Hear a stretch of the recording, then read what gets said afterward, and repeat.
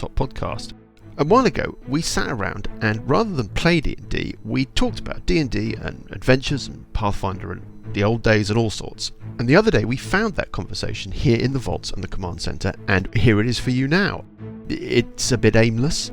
It doesn't, I think, contain any spoilers. Not everything in it is current in terms of the Age of Worms and where we are in the adventure now, but hey, it's all rather inconsequential, but you might find it interesting to listen to. If you ever get the opportunity to leave us a rating or a review on your podcast app of choice, Apple Podcasts, Spotify, Lucas's weird one, I can't remember what it's called, Good Pods, it would be very much appreciated. As are emails received at hello@billowinghilltop.com. You can always find us on social media, on Facebook, on Twitter at Billowing Hilltop, and you can find our handouts and maps now on our Tumblr, billowinghilltop.tumblr.com.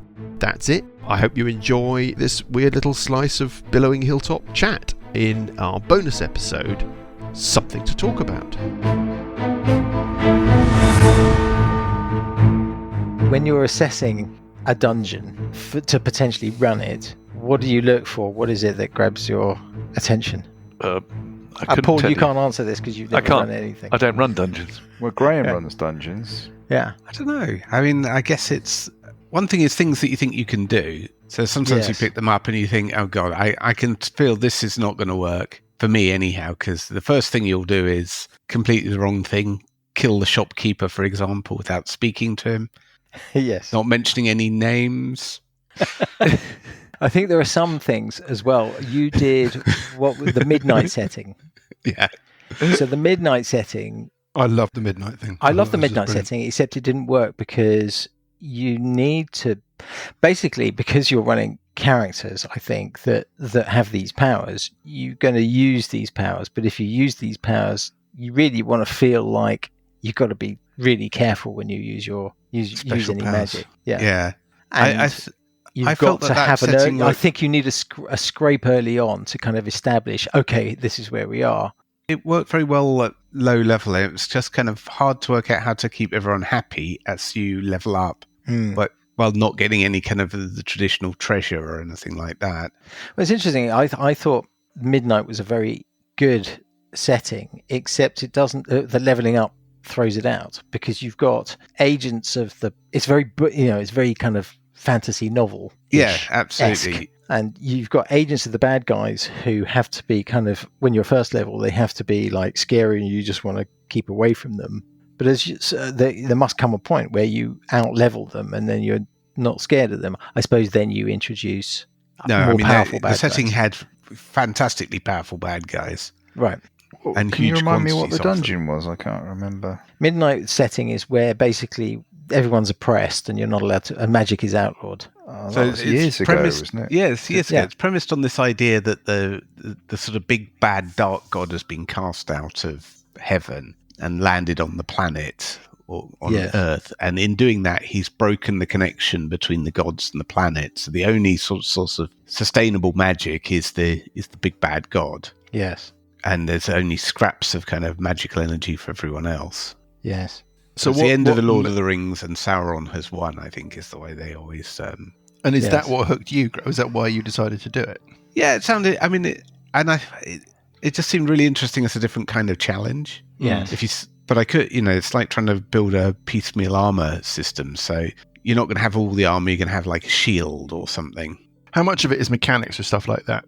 I've always been interested in the way that setting is expressed through mechanics. I thought Dark Sun did that really interestingly, for example. Yeah, I mean, it's when we first were playing for many years, first edition, and to a lesser degree, second edition, but still kind of similar. It was basically dungeon, right? So in first edition, there was Tomb of Horrors, and the sort of the classic dungeons where basically you never really went out except to maybe go and sell your treasure and power up and do stuff in the local town. Well, that's the classic old school first edition. Yeah. So the initially the game mechanic was, you've got a set of doors, and so you can control the number of choices that characters had, and that's why it was dungeons. Well, the feel, I think, was completely different in a good way and a bad way. I mean, with the first edition, the thing with first edition is like the Tomb of Horrors thing.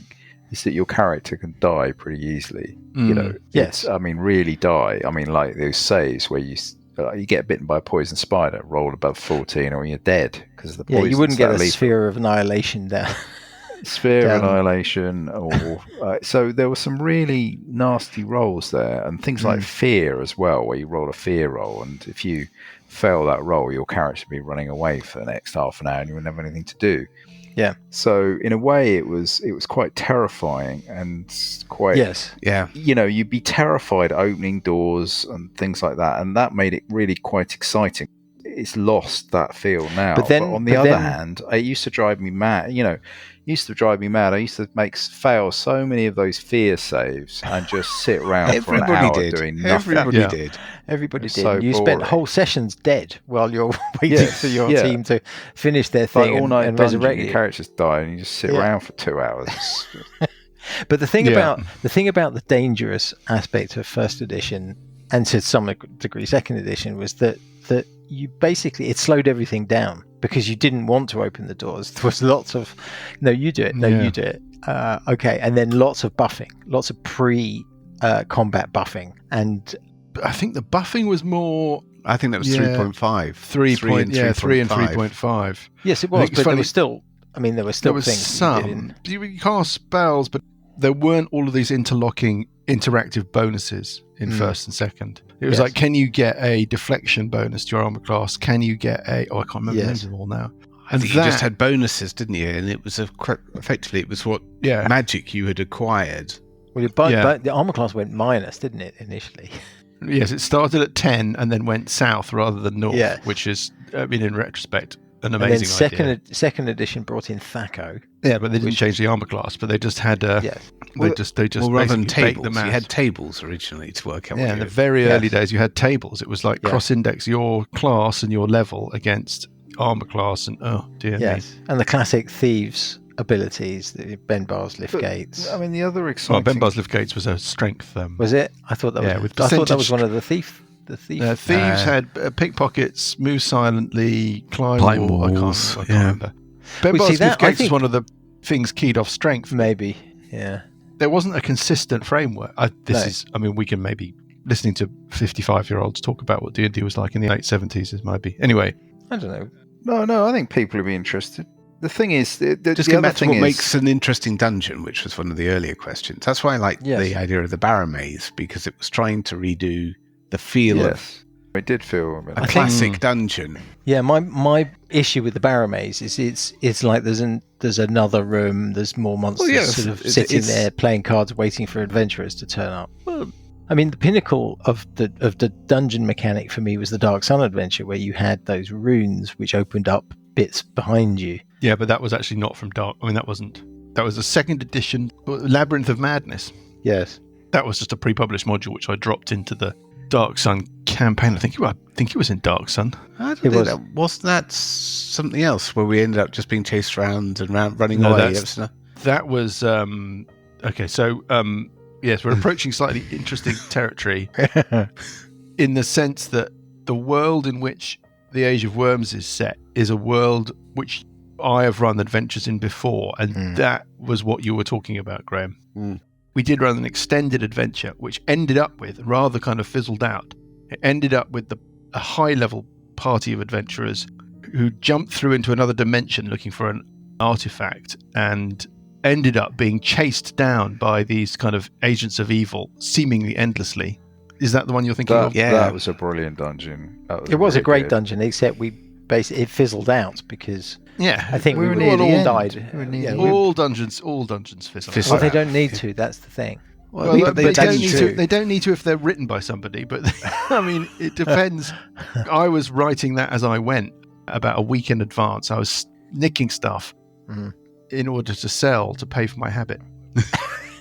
I was finding free adventures that were published for 3rd edition and 2nd edition and any old bits and bobs, and sticking it in and trying to sort of draw a line between them to turn it into a story. And it sort of just kept itself in the air for a while, but by the end it was a little bit for ages. But there was a reluctance to bring it to a conclusion. I think it was the only thing we had going. It was the only thing we had going. Well, you could tell me, Black Shard. Johnny. I don't know. I can't remember where it was I going. think you were hinting that it was. I think it was going to come to an end because we're all going to be dead. Yes, that was going to be the end. Yeah, you know. So that is set in Hearth, that adventure. Yeah. And Evenstar, the city that's the central city in the Age of Worms adventure. So there are overlaps between an old thing that we did that hello readers, thanks for listening, by the way, if you are still listening. Something that we all played as a group many years ago, set in the world in which our Age of Worms story is now set. So there is, but I don't know about overlaps. When we say many years ago, when? Like how many years ago? Does anyone remember? Yeah, well, Paul was living in Highbury Hill. Oh, that's God. right. And 25 years ago. No, nowhere near that many. It was third edition. Nowhere near that long ago. Highbury Hill, maybe it was before not. William was born. I would say it was about 2000 and something. 2000, maybe 20 years ago. I mean, 2000. It started, but we played it for years and years and years and years. Yes. For me, I like doing something different. So a bit like you, Graham. I really like the midnight setting, but I think it was too lenient in the sort of the application. It had to be because we didn't really play it as characters. We didn't play it properly, which we never do. Yeah. Also, it was third adapted to Pathfinder by me. Yes. Yeah. I think someone is adapting it again. Yeah, there's a 5th edition Midnight coming out. Right. I mean, it's a great setting. There are some ideas or some settings where you have to really properly embrace them as players. It's not all on the DM, and I didn't. I just felt that we didn't really embrace it. No, it's a setting that would work, but then in a similar way to something like Warhammer Fantasy role playing, where it's all very difficult. Yes. GM, Dungeon Master, whatever puts a challenge in front of us. We deal with that challenge. We reap the rewards of completing it. We look for a new challenge. Is the kind of standard MO of that kind of play style, and I think adventures which are more nuanced or much more story based, they're not always great bedfellows, those two things.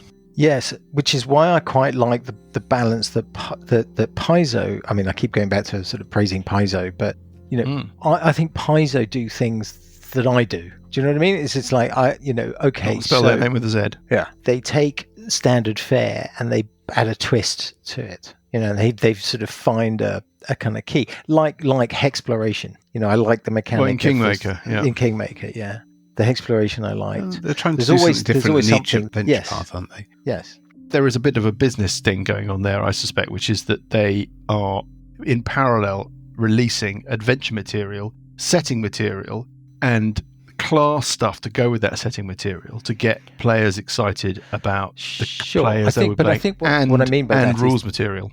They take something that is very cinematic and they create a kind of rule or a kind of system around it. So I'm thinking also things like the Pathfinder Society modules. It's just like, okay, we know that people want sort of very short little adventures. How do you have a sort of contiguous thing? Yes, they're very, very smart in the way that they kind of, And that's what I mean about the way that you use rules to inform the setting. They roll forward their new rule ideas, but along with their adventure paths. The whole mythic thing went into a series of adventure paths that was supported those sort of mythic themes. I mean, we weren't really still into Pathfinder at that point, but no. But I think that what they do is they don't. I'm not always talking about coming up with a new rule set, like new set of chase rules or battle rules or things like that, which they do as well. But it's taking things that already exist and looking at them from a slightly different angle. I'm thinking like the worms in Age of Worms. So we're all like, well, they're rock grubs. But you combine that to sort of say, well, we've got this mechanic that is turning things into undead, and the undead therefore have a sort of different flavour. It's not very different, but there's a sort of mechanic that already exists.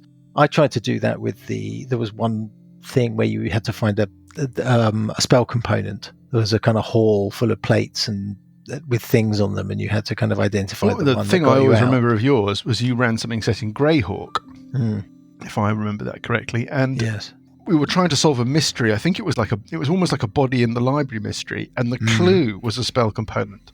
Yes, that we found. I think it was the component of spider climb. It was like, okay, that's how they got in. Yes, that was quite interesting. I remember that very well, and that was second edition. That was absolutely forever ago.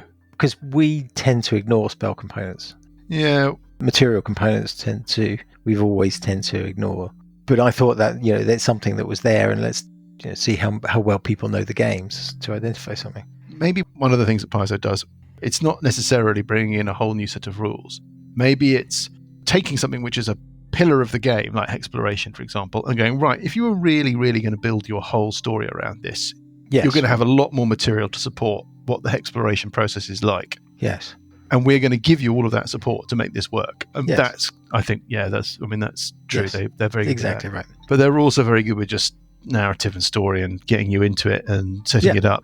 Rise of the Rune Lords was good. Yeah. Did we finish that? I can't remember. No, you see, this is the problem. We didn't finish that either. Why not? Well, because we did most of it. Well, no, I mean, we have been being very nice about Paizo.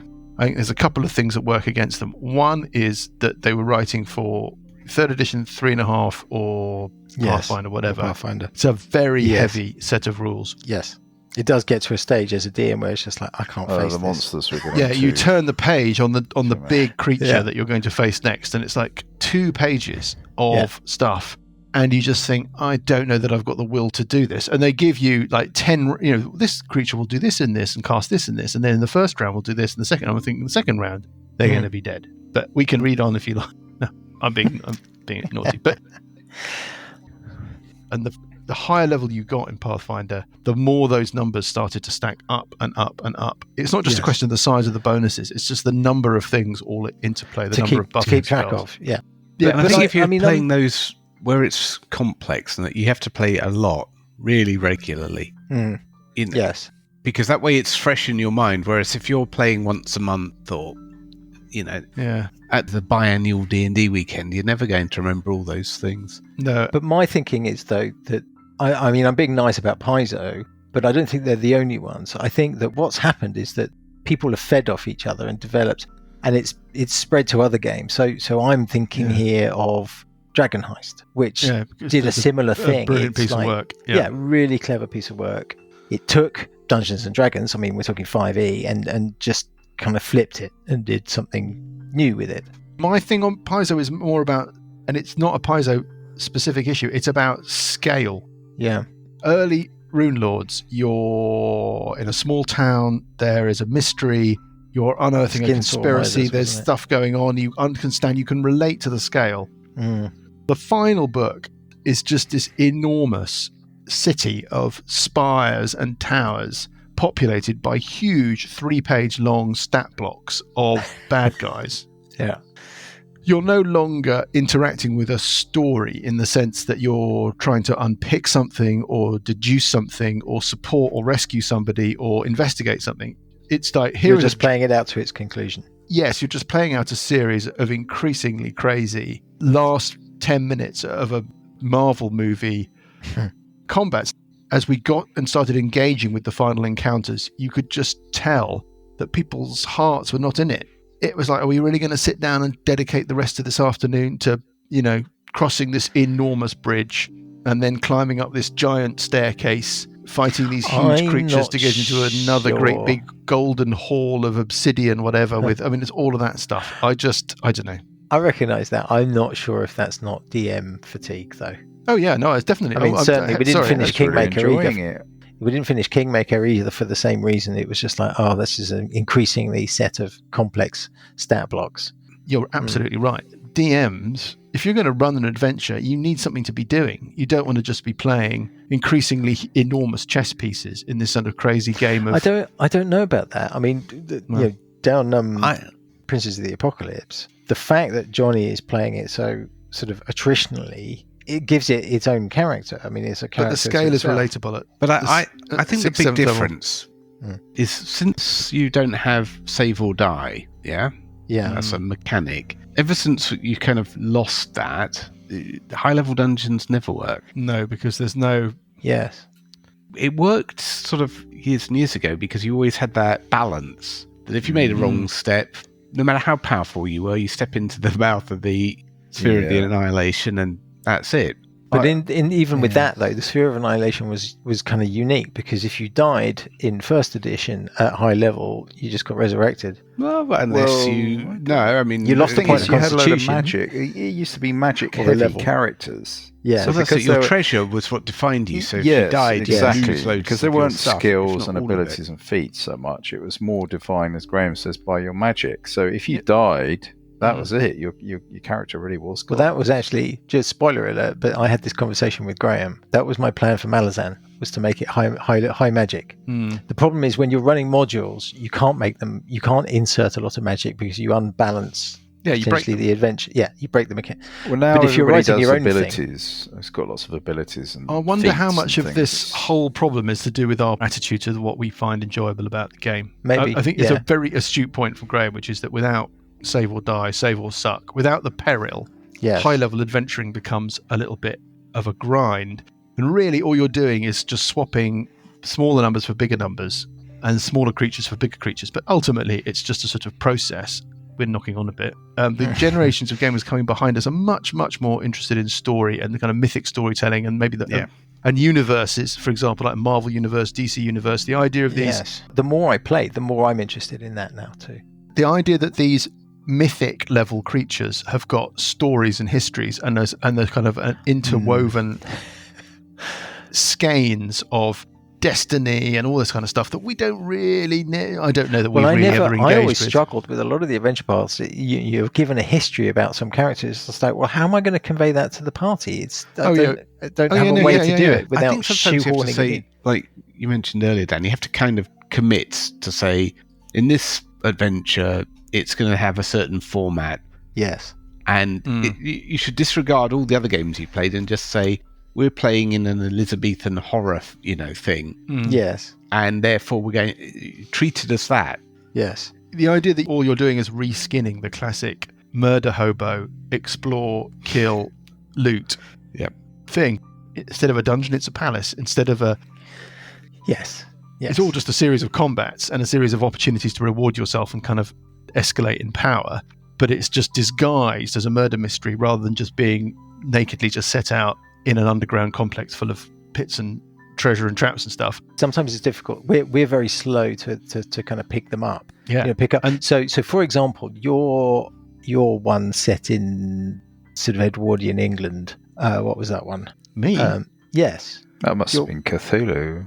No. When we're up in York. And we're you mean Edward the First, right? Edward, the Red Hand of Doom. The Red Hand of Doom. Reset in medieval England. The mechanic there is that you have to do things, and if you successfully do things, you delay the invading army, and you accumulate points. And if you accumulate enough points, it has a bearing. So there's a mechanic there as well, which I like. Yeah, but there's a great simple mechanic that allowed that adventure to be a series of fights where you killed. No, sure, but we didn't pick up. We didn't. It wasn't until sort of halfway through that it was just like, okay, this is what format this is taking. You didn't telegraph it. If you telegraphed it, we might have gone, oh, okay, so I think we would have been more invested. Yeah, I understand.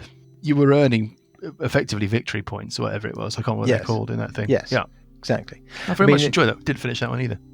We finish the first bit. Well, we finished the first bit. You kept promising to go back to it, but then we started Age of Worms. Yeah, bloody Age of Worms. But the Malazan one was the same. The first bit was designed as a standalone kind of vignette, if you like, to set the scene. The second one was, you're an invading army and you have a big combat. And then the third one got a bit more complicated. So, Johnny, what's your of the adventures that you've run as a DMGM? What's the one that sticks in your mind? Well, I for many years I didn't run anything, did I? So I ran from first edition adventures and then a couple of others, but I haven't really been a DM. It's really you, Dan, and Graham that have been the DMs. Poter is really my first. Well, my proper dungeon. But you did out of the Abyss, was it? Out of the Abyss. Yeah, I really like that, but it was too. We found our way out really quickly. It was too hard to run. It had a flavour to it, and unless you really engage with that flavour, which is basically you're foraging around in the underworld, or whatever it's called, the Underdark. Yes, trying to survive. No food, when you could actually go the wrong way. That's all really hard to play out, but it's so atmospheric. Yeah. But Yeah. we don't easily do atmosphere. I think the thing maybe that we miss sometimes is before you start going through this kind of, the idea of this adventure is something, and it works if you follow it in this way. Yes. A little bit of kind of maybe expectation setting. Yes, This is what I it's going agree. to be about. Yes. And if you want to do that, it'll work. If you don't want to do that, then we do something else. Yes. But that was or that we was can the do it in a point. suboptimal way. The point about Malazan that I thought would work is you are a platoon of soldiers and you're part of an invading army. So immediately it's just like, here's the mechanic. And it didn't necessarily, manifest itself until you're told to go and sack a city or go and recover some nitroglycerin. But it was enough, I think. Potentially I could have seen set a bit more. But I think, No, it was good. I enjoyed it was kind of nice. And I enjoyed it very much. Wasn't too serious. It wasn't one that required you to sort of say, here, we're going to do some, drill. You're going to practice marching. Yes. Because once you've got your march skill up, Join the army, go on operations immediately. Yeah. But the defining thing about Malazan was when we had to go to that ammunitions depot and that race back to the bridge, because that actually, if I remember, that really sort of actually brought us together, like as a company. That was the story of this group of soldiers come together. They don't know each other, and then that sort of task actually sort of gelled that party together quite well, if I remember rightly. Just for the listener, it didn't really go very far. I did like 3 sessions on it at our biannual weekends, D&D weekends. So it didn't really get very far. But the idea was good sessions. Well, they were designed as standalone things that you could. Yeah. You didn't really need to remember very much. You didn't really need to know very much, other than your, kind of like, this is what you did last time. I think that combat. What was the general on the? Don't tell me you've forgotten. Basically circling above us on that large bird. I have to admit that I really struggled. So this is the thing, is that's why I can't be so grumpy about. I really struggled with the story. Yeah, really struggled. Who's who? What's It's terrible. But there's a very good bit with the clock thing. And that was terrific. Yeah, the anti-magic field. Yeah. That thing with the clock. What I like doing is kind of setting up a puzzle and seeing how you kind of figure it out, and basically trying to anticipate the solution that you'll come up with, and then putting a kibosh on that. On that solution. Yeah. So in that one, it was basically, okay, so they're this level, that means they'll be able to dimension door, or they'll, how are they going to get in? And, so they're going to want to circumvent it, blah, blah, blah, blah. I know, I'll make the thing that they're trying to get. In the books, it's called Otter Tarot. It's basically an anti-magic material. Yeah. It's just genius. There you go. Yeah. So that was quite funny. It's the trying to jump into light speed on the Millennium Falcon moment. Yes. It's that everything depends upon one thing working. The whole plan depends upon one thing, and you press the button and you get and you're like, oh, everything. And everything. What I like about those little moments is all of the perspective flips. It's like everything that you thought was not a problem is suddenly a problem. Yeah. And it just flips it all over. I love that. I thought that was just there are basically four things that I'm proud of that I've kind of written. That was one of them. The second one was the nitroglycerin thing. The third thing was the thing you mentioned with the clock and the murder and trying to figure out, how we got in or whatever. And the fourth thing was the behind the enemy lines, where you were kind of traveling across country. That was very good. I remember that very well. That had a flavour of the Midnight Campaign in it. The idea that you're in an environment which is inherently hostile, that everything is hostile. There is no tavern, there is no town to go back to. Yes. That you're being hunted. Yes. Which is that thing that in really good fantasy literature can be such a really powerful kind of atmosphere. I love that. That was Graham's dungeon, wasn't it? This Midnight. Yeah. Midnight was that was Midnight, yeah. But Dan ran a campaign in second edition. Second, I think it was, yeah. Where we had to travel across country. And there were no allies. Everybody was after us. It was like a sort of dark shadow had fallen. I think the orcs. Classic the orcs had invaded, and you had to get across orc-held territory to somewhere. I can't even remember. But I'm interested in tone and what people think about it. Like I thought, for example, Rise of the Rune Lords went very dark very early with the Skinsaw murders. The second book is it's either Richard Pett, I think it's Richard Pett or Nicholas. Wasn't it Richard China Richard, the I Eagle think or is- something? Richard Pett, he lives in Cumbria. He's like a forest ranger or something. Right. And he writes as a freelancer Genius. for Paizo. And the stuff, he is a genius. The stuff he writes is just dark and kind of gets under your skin, makes you feel uncomfortable. And they went really dark really early. But most often, my sense is, and especially in the kind of classic arc of a fantasy, the classic fantasy trilogy, so you start light, you start at the scale of the village with something that's over the horizon. Yes. And then as the story progresses and the stakes get higher, the tone gets darker. I don't know quite how the Age of Worms is going to, whether or not the Age of Worms is going to follow that arc in that sense. What I was going to say is that, but since we've been doing a podcast, I think the preparation has been better, right? So you're much more prepared when you turn up to a session. I mean, maybe I'm just imagining it, but you certainly seem very on top of what's going to happen and what happened last time. I mean, we play so infrequently, so historically, that I would get to a session, I'm like, as the DM, and I'm like, I can't remember what happened last time. Where did we get off to? Well, no, I can't remember either, but I listened to the previous session. Yeah, sure. This is interesting in that it seems much more kind of prepared and well-rounded. Well, does that make sense?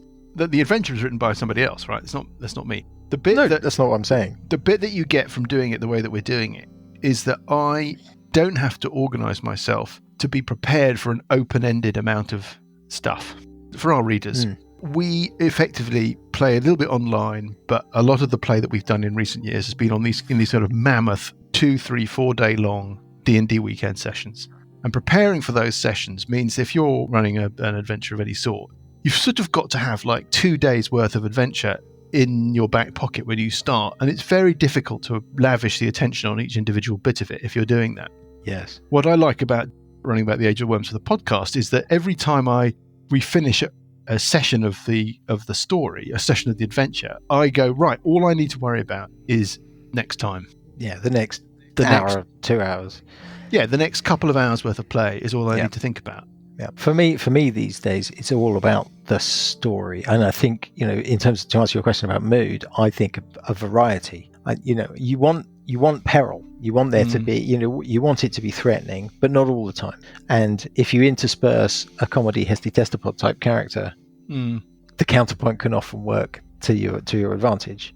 Eric Mona is very good with atmosphere. I thought the Whispering Cairn as an environment, an adventuring environment, was very nicely done. Yeah.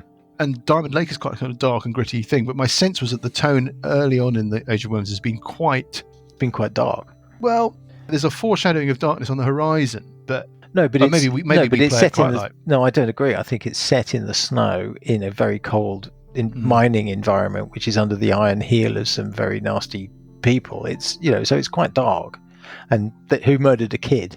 What I really mean is that where it is set and the tone of the adventure, plus the fact that I have tried to darken the tone as much as possible, I still find it amazing that the entire thing is just a chaotic romp, basically. What comes out in our recordings is not that dark tone of foreboding and fear. That's what I mean. The background is dark. I think it's the story is dark. There's something on the horizon. There's lots to fear, but the general tone of you guys as you're playing through the story is not like that. Most of there's a tone of incompetence, on. I think, is what it's what it is. It's what's going on, who what, and let's make light of it because we don't really know what we're doing. Who here has run Paizo Adventure Path? Yeah, I have. Graham. I've been through some, started some. The classic Paizo Adventure Path system is that they farm out the writing of the individual sections to freelancers, and then the overall arching story arc is managed by somebody in, I presume, in Paizo Towers. There's always a letter to be found on the body of so-and-so that says, I have had news of your sister to the north and she moves her armies towards the, or whatever. If you listen to the Glass Cannon, it's the same. It does feel a bit episodic. I mean, sort of, they don't feel that connected, the different stories. Like they are written by different people. And they are written by different people, and they are loosely connected by a story. Yeah. I think they have a plan. Like they have a sort of overarching kind of script, and then people write the adventures within their defined chapter. Precisely. They have a storyboard. They have connecting circuitry that runs between the different chapters. Those connecting things do tend to be letters and scrolls and things left behind by people. It's quite interesting. Or monologues. In Giant Slayer, which is the one that they're playing in the Glass Cannon, I don't know whether or not Troy LaValle writes these, or adapts them or what's going on. But the big end of level bosses, they always have this sort of almost like James Bond villain bit where they talk about what they would have done, what the plan is, and how futile the characters' efforts are going to end up being, and blah blah blah. What those glass cannon monologues do is they basically read out the history of something that I've always struggled to convey. It's just like, well, they're not going to stand there and go, this happens. So it is an artifice. It's a device. It works very well. I'm just trying to think about in the Age of Worms and how it's all done with the Age of Worms. Well, basically Hesty Testapod is the person that tells you what to do, isn't he? Yeah. Yes, but he doesn't basically. I mean, he doesn't order you. He doesn't order you to do stuff. No, he tells us a bit about what's going on, but he doesn't sort of elucidate. He gives us the history, if you like, but he doesn't give us the motivation of a particular character or the background of a particular character in a way that the adventure paths often do. Yeah, he's not a classic patron. Yeah. Hesty is more a concerned individual who shares his fears with you about what might be going on and is glad of your assistance. And I think that's done very... I mean, I'm not writing this stuff, right? Bear that in mind. But I think that's done very well by the writers. They've managed to put that together nicely. Yeah, I agree. He's obviously not called Hesty Testapod. I mean, that never would have made it past the editors, but there we go. The other comment I was going to make, I suppose it's a sort of segue, is kind of not necessarily backstory, but kind of side story. That with Malazan, what I wanted to do, what my aspiration was that everybody has some kind of flavour given to them as a backstory that will become relevant to the story at some point. Yeah. And with Age of Worms, you could have these little cutscenes in the podcast of, I mean, you've got it with Cuthbert writing back to his aunt and things like that, but you can't really have anything of note because obviously everybody's listening. So you don't want everybody to know what everybody else's backstory is. The difficulty here, if we're in the spirit of free discussion, is all of you to some or other extent, there have been conversations about what's going on with your characters, one-on-one conversations. Yes. Some of you more than others. Yes. And the ideas that come from you or between us about what might be in the past of any one of the characters, what might be an aspiration for the future for one of the characters, I will try and work those into the overall story as we go. But 12 books, this is the thing. But I think the Cuthbert's background works well. I think Graham's luck, misfortune kind of mythos works very well. Yeah. Some of the characters were more fully drawn than others when we started. Yes. Other characters have got more that's unknown hinterland, and I've obviously talked to some of you about how that might work. I'm really trying to put the cat amongst the pigeons here. We all go, what is it that you... Other players will invest a lot more into the creation of their characters and their backstories, and will discuss with GMs a lot more about how to weave the stories of their characters into the overall campaign and story. We still... Our old school discussion right at the beginning of this around... We still can't quite shake our kind of old school motivations. And we just tend to effectively put a character together and then we round that character out as we go. Perhaps because we think that they may not survive the first session. I think it's more that, we've been playing so long that I haven't run a bard for ages. I haven't run a bard in, God, I'll that's try a very bard. mechanical thing. I think people who are more invested in story, character class and what the character can contribute in terms of combat or exploration or whatever is important, but what really kind of makes people stick with the character is whether or not they feel that the kind of soul of the character is interesting. Dan, you didn't like Burple for a while, did you? No, I didn't. Do you now? He's certainly better. I think like at fourth level he couldn't do very much. He was a bit, he was a bit useful. Isn't that a bit kind of old school magic user kind of? You've got to wait a bit, and then they become pretty awesome. I think it was third edition. The third edition Bard was really good, and he could do loads of stuff. And what I like is characters that do a variety of things. Yeah, they can work off combat. Help with the exploration or the investigation or the diplomacy or what have you. They can aid their allies, and also they can go toe to toe if they need to. Contribute across all three pillars. Yes. Yeah. And so the Bard, in theory, is one of those. it can fight a bit. Yeah. It can, it's got good skills. And it can use magic. A bit of magic. It can do a bit of this. It can do a bit of and that. a bit of healing. It crosses that kind of divide. Early doors, I thought the bard was a bit weak, but since he's picked up, things like whole person, he's become more interesting. Yeah. Also, I didn't really think about it, so I picked some duff spells, and which I've had to wait to go up to level to swap out. Bugraff's obviously got a few levels in Druid, I think. 2 now, hasn't he? Cleric. Trouble is, barbarians get very boring after they do the 2 attacks. There's nothing more left. They get very dull after that. Barbarians, you mean? After 5th level, they get very dull. So you need to multiclass. Oh, you'll probably get bumped off at some point, won't you? Oh yeah, probably. As always, you'll lead from the front. Standing at the front. Yeah. Yeah. Well, yeah. If I'm standing at the front, I'll die, won't I? So. Everybody else will. But isn't that the role of the barbarian in essence? Yeah. I think, Graham, you put it properly the other day, which is when you said that Bugraff's leading from the front. It's not our front. That front could be miles away. Yeah. He's always heading for it. It's a distance. I was listening again to the early episodes, and there's a classic bit. I always felt like taking an extract, and it's Paul explaining about Cuthbert, and that he's a young guy, and he's a bit nervous and scared, but he does like to go at the front. I just felt like quoting that somewhere because you're never at the front. So in the lair, he was at the front. This is the Bugraff that basically in the keep. He was at the front. Bugraff is so far out in front that he's running to the back of everybody. He's gone all the way around the world. He's lapping.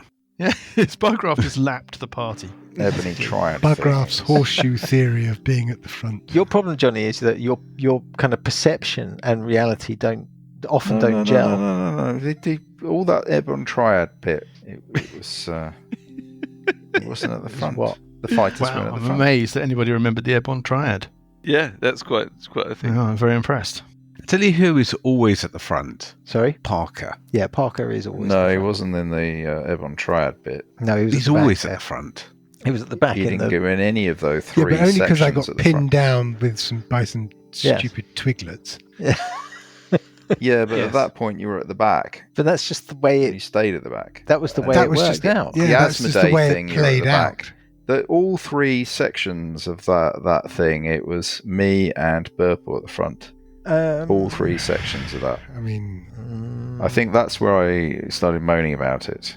My thing was maybe things have improved since then. fake news. Every session worked. It started with Burple in basically There's down. lots of projection going on here, I think, basically. Yes, I think so. Yeah. I don't think that's actually reality at all. But it's an interesting party, I think. Yeah.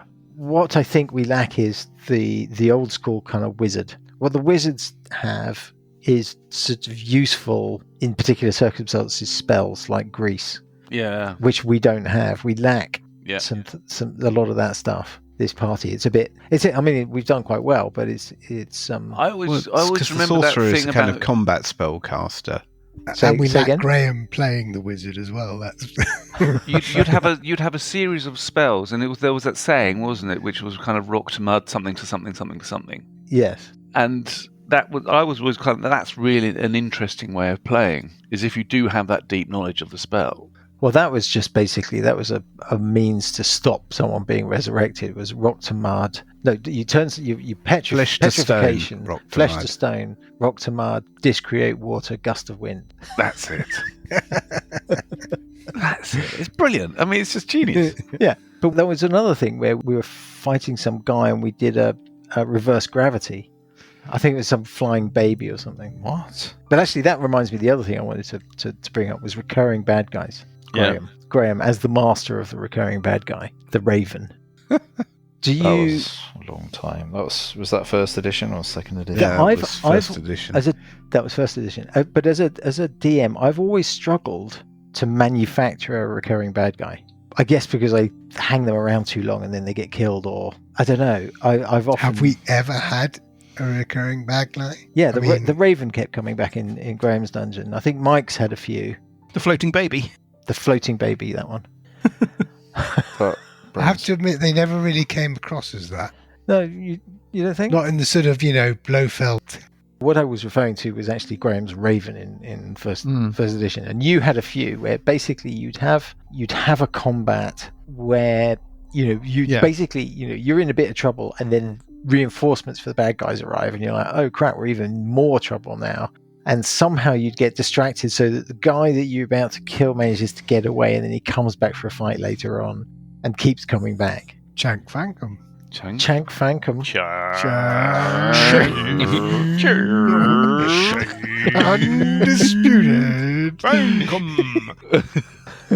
Is that Prez we had that moment, him standing when we came out of the. Yeah, he got away. I don't know that he's. I don't know that he's a Blofeld character. He got away at the end of book. I'm not talking about a Blofeld character. I'm talking about somebody that you fight repeatedly and never quite manage to kill. There might be a bit of that in Age of Worms. Again, Paizo tends to be a layer of an onion thing, though. Yes. Behind it all is this entity, and then that entity turns out to be a servant of this entity, and then this entity turns out to be. And that you just keep finding letters left on bodies. It sort of has to be, because if you sort of are immediately in book 1 fighting the villain that you want to fight in book 6, exactly. You'll be it's dead. Going to be, he wanders up and he does time stop on you all, and yeah, exactly. Well, that's those irritating kids out the way. Yes, but you could have the bad guys go up levels just like the good guys do. We could have. Yeah. It's a bit of work though, isn't it? I'm just saying that I've never successfully managed to do it, but you and Mike have both successfully had a little bit kind of recurring. Long adventures don't tend to survive. True. That's our real We need to conclude an adventure. They never finished. That's why we are gonna do we are fucking Make gonna sure do we this. finish this one. Yes. Gondor Acres. Yeah, but are we going to move it across to Pathfinder 2 at some point? No. I don't think that we can, although I'd be very tempted to, but I don't think we can. No, because there's a simple reason that we can't, and that is that you can't do Pathfinder 2 at high level. Well, you don't know whether Pathfinder 2 works at that level or not. We've not tried. Yeah, we don't know that Pathfinder doesn't work. The main readers, the readership, they're D&D people. They might be peeved at switching systems. We could switch to Pathfinder 2nd edition and not say anything about it. And I wonder whether or not anybody would actually notice. Of course they would. Well, maybe, but I mean, I keep saying we'll save. I've noticed. Yeah. So I don't know. Reflex save. You'll confuse the readership. The action economy would be blatant. Yes, the action economy would be different, but it wouldn't be like, what's going on? I absolutely agree. The problem is the 4 people that listen to us, some of them may be listening to us because we play 5th edition Dungeons & Dragons. Yes. If we switch systems on them, I don't think that's particularly fair. Likewise, just in terms of whether or not, I don't know why we have any particular reason to want to build up our numbers, but let's just say we switch to Pathfinder 2nd edition and then we badged the podcast like that. Then somebody who sees that it's a Pathfinder 2nd edition, blah, blah, blah, Paizo diddly dum, they go back to the beginning and switch it on and it's not. They'd be like, well, hold up, what's going on here? It's a terrible idea. That's the main problem. No, we should do I don't think there's any need. A different campaign and we haven't do got that. time. I was that. Well, I I mean, after we either while we're dead by taking the a time break this from one's this one, finished. or If we finish this 3 years. in 3 years' time, or whatever it is, somebody else can run something. But yeah, we should do something different. 3 years. Jesus. Why don't you chop a few sections out or something? Maybe it's 12 books is too long. I think the thing that might stop 3 years is if at any point there's a TPK. Oh, sure. I mean, if everybody is killed, that would be a point, real anticlimax to oh, that'd be really cool. It'd be like Blake 7, wouldn't it? I'm not doing any stage management. If something happens and there's an unfortunate event and everybody bites the dust, that's that. And we'll have to decide how we would pursue things. Last Canon did a TPK. Did they? In one of their side things, yeah. Handled it really well, I thought. Could happen. We'll have to see. Interestingly, when was actually the last time we actually had a TPK? I mean, not just... Mike's Dungeon is the high-level one we were talking about. Well, we did have a TPK once, and then the story was picked up by a brand new party. Oh, no, that was Rise of the Rune Lords. We had TPK. Did we? Yeah. When we started Rise of the Rune Lords in 3rd edition. Yeah. We did. And in the bit in the slidey... Under Sandpoint is the sort of evil temple of whatever it is. Yeah. Oh, and God. But that was like 2000 and... we were playing in the pub. It was 5, Prez and who was the other guy from Johnny's work, and Johnny and Dan. Nick. And we were playing in that pub in the West End after work. The one that Nick, who knocks a whole glass of beer over Paul's character sheet. I've just written it out again. In the days of pen and paper, pencil and paper. And we picked up the story by having it so that the new set of characters had come into town. That's right. At the behest of the sheriff to find out what had happened to the first set of characters. How do you think people respond, Mike, to our bickering over Magic acquisition? I have asked a couple of people. Yeah. And generally the feedback is positive. I think it's just a question of how often you get it. Yeah. Bear in mind that the bits that have stayed in the show are heavily edited down from the real 45-minute long arguments. Yeah. That would actually take up the vast majority of an episode. What I think is going on here is that everybody likes playing D&D in different ways. Yes. Or any role-playing game in different ways. We tend to play with an attitude that we probably picked up in the late 1970s as kids. Well, we started playing as 11-year-olds, and that kind of set precisely. the tone. Yeah, and we've never really moved on. And so that idea that it's each person out for themselves, who can get what. Although that actually didn't come at that came in the sort of the later teenage years. That was the Arding Grimoire. My very first game of Dungeons and Dragons, I went to Talika in Kentish Town, and I don't know if any one of you were present, but I mean you were definitely in the room, but I think I was playing in a kind of side at a table. I had my first ever character was called Daniel the Dwarf, and he was a first level thief. And there was a dungeon that we were down. I didn't understand what on earth was going on. There were figures, there were miniatures involved, and there was a hex grid with like sticky back plastic over the top.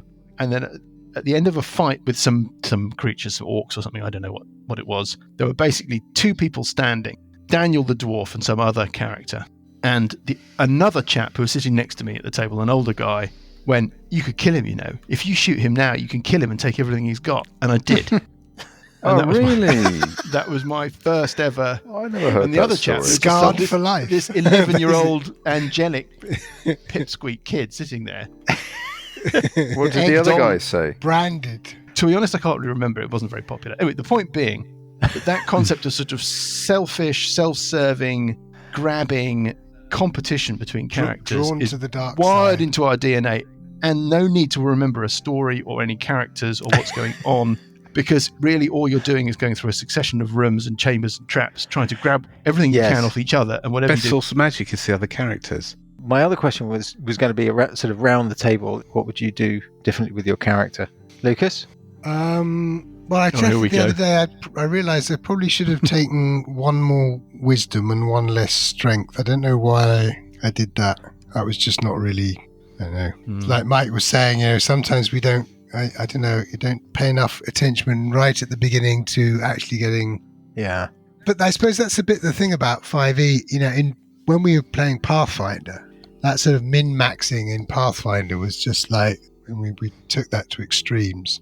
In Pathfinder was basically just an extension of 3.5, which was itself a development on 3. So we'd actually been playing the same game for a very long time.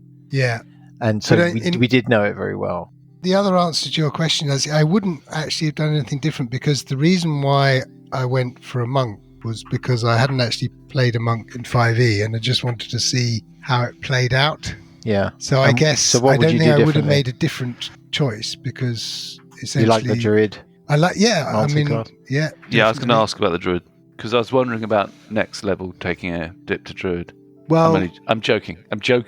It had its function for the... And I have to say, Luke enjoyed it. Produce Flame has been very useful for you, yeah. It's very good. Graham? I don't know. Possibly have written down the silly names of the spells so I remembered what they are. Yeah, I'm now hopelessly lost. Otherwise, no, I think it's okay for the sort of character I thought I was going to be running. So Sessions is a great character. Yeah, Sessions is a very good character. Yeah, and having a character that plugs directly into the setting like that with Sessions was a really, really good thing. Yeah, in terms of getting us up and underway and placing the characters in a sense of real place. It plays into the world. I think Cuthbert, likewise, this whole thing with Calamanthus is a nice little aside. Yeah, I mean, with Purple, I don't play the bard particularly well because it involves singing. But the fact that he lives in a bin, I find amusing. That was. I like the idea that he lives in a bin. I like the idea that he is just not very. Well, I gave him what I think is that I still think is quite a good backstory, that he's basically been ostracized because he's got these funny eyes and he lives in a bin because he wants to keep away from everybody and he's not really got any friends. I like all of that. But I don't play it. Well, that's the thing though, because in how often does that? This is the point is he's supposed to have a sharp temper. Well, yes, you don't play that. Why is he supposed to have a sharp temper? Because he's insecure, because he's basically not had any friends and everyone's taken the piss out of him as he's grown up, which has made him that was weird. The backstory. That was otherness the backstory. And bullying and a sense of not belonging anywhere. And his dad's nowhere to be seen. But what would you played it. Now that he's settled into him a little bit, would you stick with that? Would I stick with that? No, I probably would have come up with something. I mean, the problem with the Bard as well is that I tend to go for the comedy value or something kind of quite easy. Stupid songs, and I can't think of anything, on the spot, and that would have. Well, we need to work on something in advance. We've got plenty of songs. We should release an album. Yeah, we should release an album. Johnny. Yes, Johnny Bugraft. He's only been around for. I was going to say, what would you do with Grimbold? Oh, is there anything you would have done differently? Well, I've had a sort of second go at it, haven't I? Because I've had to reroll up a character. So, but I do like spell users more than front. But you like evocation type spellcasters. I do. I like all the options that you can. You have a lot of choice. You go for the sorcerer, which is quite sort of narrow. I tend to like the wizard because it's like, if I take that spell, I could do that with it. Yeah, but you have to pick them at the beginning of the day. That's what annoys me. Yeah, so I agree. Unless you're really, you might be in a difficult combat and you've got Featherfall and Wizard Lock. Yes. It's completely useless. I just think wizards should just be able to pick any spell from their spell book on the day, and if they do that, they'll be a lot more interesting to run. But the fact that you've got to try and somehow predict what spell you need for the days. I'm going to bed now. I'm going to head off. Okay. Well, thank you guys. I thought that was quite interesting. Mm-hmm. Yeah, that was very enjoyable. Okay, see you folks. Bye. Cheers, good night, Johnny. See you. Bye, Johnny. Bye. Cheers.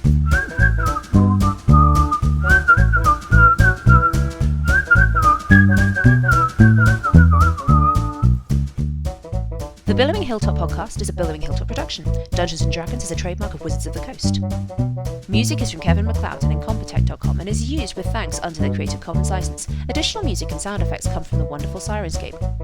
All other original material is copyright Billowing Hilltop. Role-playing games are all about getting people together, and we use Roll20 as our tabletop, the perfect place to host your game, and Discord to host our chat. Thanks for listening.